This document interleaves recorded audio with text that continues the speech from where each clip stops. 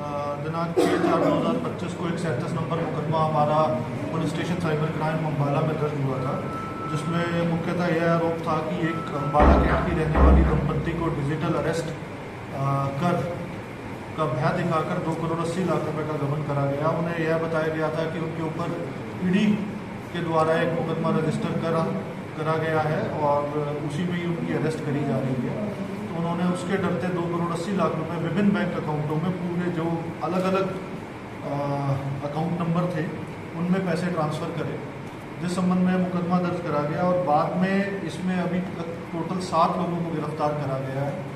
जो अभी तक की इन्वेस्टिगेशन में मुख्य आरोपी आया था बबलू, उसको गिरफ्तार करा गया था, जिससे 21 लाख रुपए की रिकवरी करी गई है।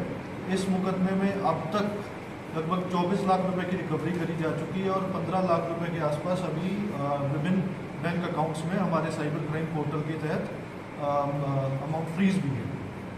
सर बैकग्राउंड क्या है फैमिली की? ये फैमिली जॉब करती थी, बैंक से रिटायर्ड कर्मचारी थे जो हमारी विक्टिम फैमिली थी।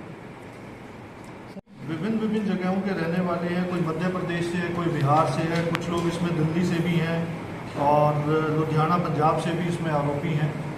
और जो अभी तक मुकदमों का हम इस बारे में इन्वेस्टिगेट कर रहे हैं, FIR की बात सामने नहीं आई है, लेकिन जितने जो अभी तक एक्यूज हमने अरेस्ट करा, इसमें हमारे सामने 21 बैंक IDs हमने ड्यूरिंग इन्वेस्टिगेशन सामने आई हैं। उन 21 बैंक IDs में जो हमारा NCRP का पोर्टल है, जिस पे हमारी सारी साइबर कंप्लेंट्स रजिस्टर होती हैं, तो वहाँ 274 IDs पैन इंडिया मिली हैं, जिसका मतलब ये है कि लगभग 274 लोगों के जिनके साथ फ्रॉड हुआ या फ्रॉड का अटेम्प्ट हुआ, उनकी भी इनके साथ कहीं पूरे पैन इंडिया में लिंकेज है। इनमें कितने बहुत सारे बैंक अकाउंट नंबर आते हैं, तो वो बड़ा एक डायनेमिक प्रोसेस है। हो सकता है इसमें आगे 10, 15, 20, 5 जो भी अरेस्ट होंगी, एक्यूज पिन पॉइंट नहीं इसमें करा जा सकता। तो इनके पैसे बांटने कैसे, क्रिएट कैसे हुआ? इनमें जो बैंक अकाउंट में इनके पैसे आते थे, जो इन्होंने फर्जी ID क्रिएट करी हुई थी, मैं ये कहूँगा कि जो म्यूल अकाउंट्स थे, उन म्यूल अकाउंट्स के माध्यम से इन्होंने लिया हुआ था और ये म्यूल अकाउंट के माध्यम से उन पैसों को निकलवाते थे। तो लेकर क्या कुछ सलाह?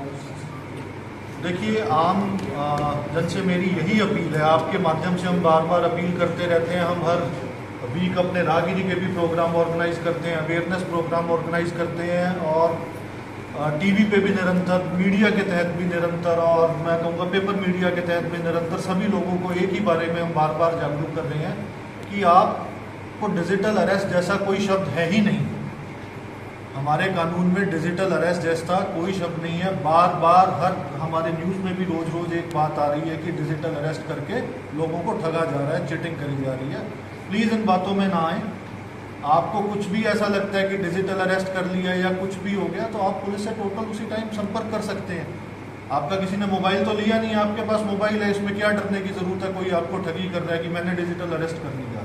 पहले तो आपको जब फ़ोन आ रहा है, आप अननोन नंबर से कोई फ़ोन ही ना उठाए। आपने एक बार उठा लिया, आपके साथ कोई ऐसी बात कर रहा है कि जिससे आपको लग रहा है कि भाई ये आदमी कोई कौन है, कोई चीट है, आप उस नंबर को ब्लॉक कर दें। सिंपल सहज तरीका। दूसरा, अगर आपको कोई तंग कर रहा है तो तुरंत आप उसकी सूचना हमारे 1930 नंबर पे दे सकते हैं, 112 पे भी आप सूचित कर सकते हैं। इवन लोकल जो हमारे साइबर थाने हैं उनको भी सूचित कर सकते हैं। आपको कहीं घर से बाहर जाने की ज़रूरत नहीं है, सिर्फ आपको 2 नंबर या 112 या 1930 नंबर पे आपको डायल करके सिर्फ सूचना देनी है। Thank you.